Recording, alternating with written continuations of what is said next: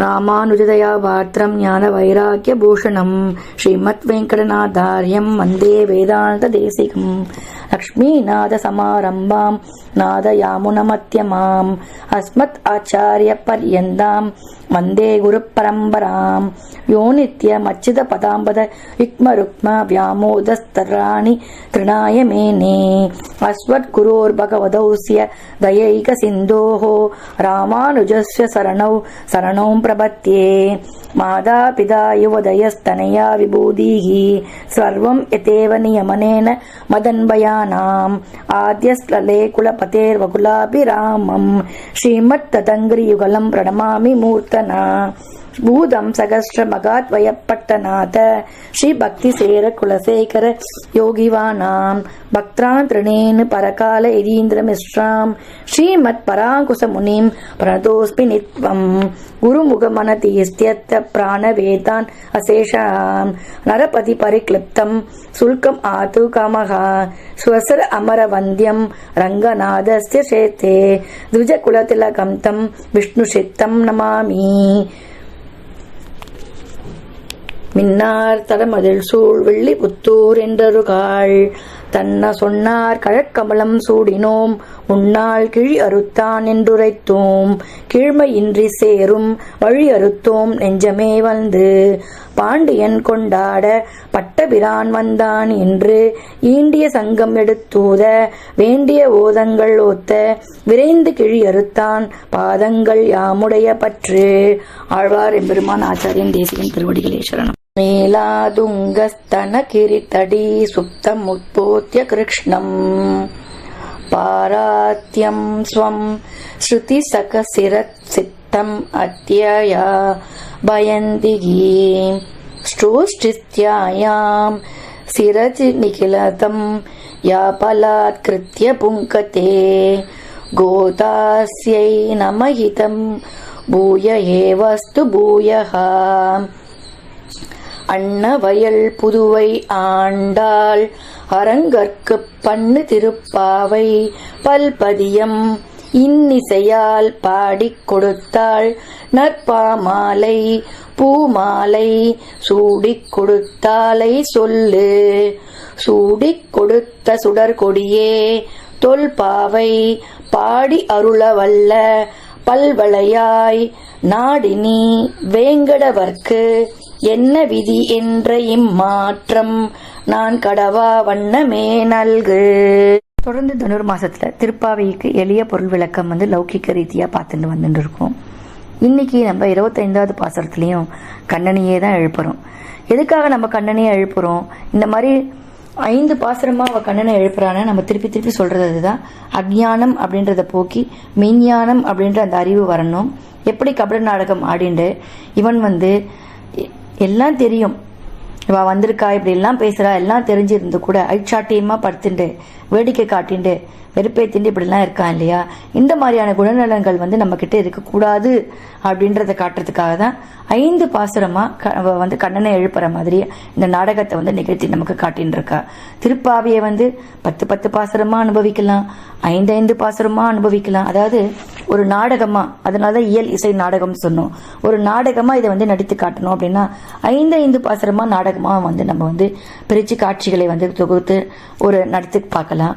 இந்த 5 பாசுரத்திலையும் 5 காட்சிகளையும் நமக்கு தெரிய வைக்கிறது என்ன அப்படின்னா, மனிதனாக மனித நேயத்தோடு 6ஆம் அறிவுன்ற பகுத்தறிவோடு அந்த விஸ்டம் நாலேஜ் கெயின் பண்றதுக்கான விஷயங்கள் என்னென்னவோ அதெல்லாம் தான் பண்ணணும் அப்படின்றதுக்காக தான் இந்த மாதிரி கபட நாடகம். இந்த மாதிரி கபட நாடகம் ஆடிக்கொண்டு இந்த மாதிரியான அழிச்சாட்டியங்களை பண்ணிக்கொண்டு அட்டூழியங்களை பண்ணிக்கொண்டு வேதம் சொல்லுவதை மட்டுமே செஞ்சுட்டு இருக்கணும். அதற்கு எதிரான விஷயங்களை செய்து கொண்டு நாமளும் வாழாமல் மற்றவர்களையும் வாழ விடாமல் நெருக்கடிகளை ஏற்படுத்தி கொண்டு இந்த மாதிரியான வாழ்க்கை வாழக்கூடாது அப்படின்றத அறிவுறுத்துவதற்காக தான் இந்த 5 பாசுரமா நம்ம கண்ணனை எழுப்புற மாதிரி அவ நாடகம் நடத்தி காட்டுகின்றாள்.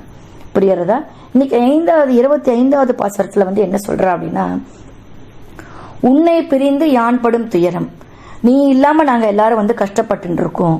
நீ சின்ன வயசுல எங்க பிறந்த தெரியுமா? சிறையில தான் பிறந்த. யாருக்கு பிறந்த தெரியுமா? தேவகியோட மகளாக பிறந்த. ஆனா யசோதாவோட மகளா நீ வளர்ந்துட்டு இருக்க அப்படின்னு ஆண்டாலும் அவளோட தோழிகளும் அவனுக்கு நினைவு கூர்றா. இங்க அதான் ஒருத்தி மகனாய் பிறந்து ஓர் இரவில் ஒருத்தி மகனாய் ஒளித்து வளர தரிக்கிலால் ஆகி தான் தீங்கு நினைத்த கருத்து பிழைப்பித்து கஞ்சன் வயிற்றில் நெருப்பென்ற நின்று நெடுமாலே உன்னை அறிந்தரித்து வந்தோம் பறை தருகியாகில் திருத்தக்க செல்வமும் சேவகமும் யாம் பாடி வருத்தமும் தீர்ந்து மகிழ்ந்தேலோ ரெம்பாவாய் அப்படின்னு சொல்ற. ஒப்பற்ற தேவகி மகனாக அவதரித்து அந்த ஒப்பற்ற இரவிலேயே ஒப்பற்ற யசோதையின் மகனாக ஒளிந்திருந்து வளருவதை பொறுக்காத கம்சனின் வயிற்றச்சலை வீணாக்கி தீங்கு நினைத்த அவன் வயிற்றில் நெருப்பு போல எரிச்சலை ஏற்படுத்தி நின்று கட்டுக்கடங்காத அன்புடையவனே, உன்னிடம் யாசித்து உன்னையே வேண்டி விரும்பி வந்துள்ளோம். எங்களுடைய விருப்பத்தை நிறைவேற்றினால் திருமகளே ஆசைப்படும் செல்வத்தையும் உன் வீர செயல்களையும் நாங்கள் பாடி உன்னை பிரிந்து வாடும் துயர் நீக்கி மகிழ்ந்திடுவோம் அப்படின்றார். அதாவது கம்சனுக்கு ஒரு பெரிய சேலஞ்சா இருந்தது கிருஷ்ணன் தான், அவருடைய பிறப்பு தான். அப்போ கம்சன் எவ்வளவு டென்ஷனா, எவ்வளவு பதட்டமா, எவ்வளவு கோபமா, எவ்வளவு கான்சியஸே இல்லாம ஊர்ல இருக்கிறவ அத்தனை பேரையும் தூங்க விடாம எல்லாரையும் துன்புறுத்தி அன்னைக்கு அந்த கிருஷ்ண பெருமான் அந்த அவதாரம் பண்றத எப்படி அவன் நடந்துக்கிறானோ அந்த கம்சனை போல் நாம 5 அறிவோடு நடந்து கொண்டிருக்கின்றோம். அந்த பகுத்தறிவு இருக்கின்ற 6ஆம் அறிவை நம்ம பயன்படுத்தாமையே இருக்கின்றோம். மனிதனாக வாழ வேண்டும், மனித நேயத்தோடு வாழ வேண்டும், தெரிந்து கொண்டு புரிந்து கொண்டு தெளிவு கொண்டு வாழ வேண்டும். அப்படின்னா கம்சனை போல இருக்கக்கூடாது அப்படின்றத நமக்கு நினைவுறுத்துறா. அப்போ அவனோட பிறப்பை சொல்ல வேண்டியிருக்கு. இந்த கம்சனுக்காக நீ ஒரு இடத்துல பிறந்து யாருக்குமே தெரியாம இன்னொரு இடத்துல போய் வளர்ந்து அந்த கம்சனுக்கு எப்படி ஒரு எரிச்சலை கொடுத்த இல்லையா? சோ அந்த மாதிரி உன்னுடைய அந்த வீரத்தீர பெருமைகளை எல்லாம் நாங்க கேட்டு வளர்ந்துட்டு இருக்கோம். இந்த மாதிரி ஒரு நல்ல விஷயத்த கேட்கும் போது உன்னை நாங்க ரொம்ப பிரிஞ்சு நாங்க கஷ்டப்பட்டு இருக்கோம். இது எல்லாத்தையும் எங்களோட இந்த துயரை எல்லாத்தையும் நீக்கி எங்களுக்காக வா, வெளியில வா அப்படின்னா என்ன அர்த்தம்? அந்த அகக்கண்ணை திறந்து பார்க்க வேண்டும், அந்த 6ஆம் அறிவை திறந்து பார்க்க வேண்டும். அந்த self discipline, self care, self motivation, self healing, self realisation, self responsibility, இப்படி எல்லாமே தனி மனித ஒழுக்கத்தையும் அதுதான் சுட்டி காட்டுற.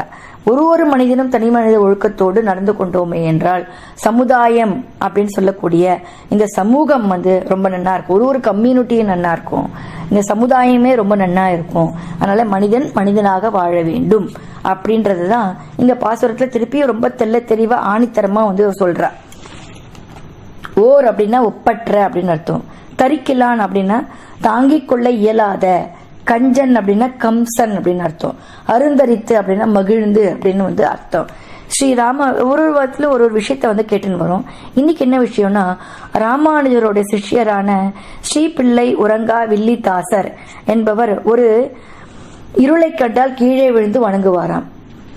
இருளை கண்டாலே கீழே விழுந்து வணங்குவாராம். ஓர் என்றால் ஒப்பற்ற என்று பொருள். இந்த பாசுரத்தில் ஆண்டாள் ஓர் இரவு என்கின்றாள். இரவு என்றால் இருள் என்று அர்த்தம். அந்த இருளும் இரவும் தான் கண்ணனை கம்சனிடமிருந்து காத்து ஒப்பற்ற இரவானது. அதனால்தான் இருள் கூடிய இரவை ஸ்ரீ பிள்ளை உறங்கா வில்லிதாசர் விழுந்து வணங்குகின்றார்.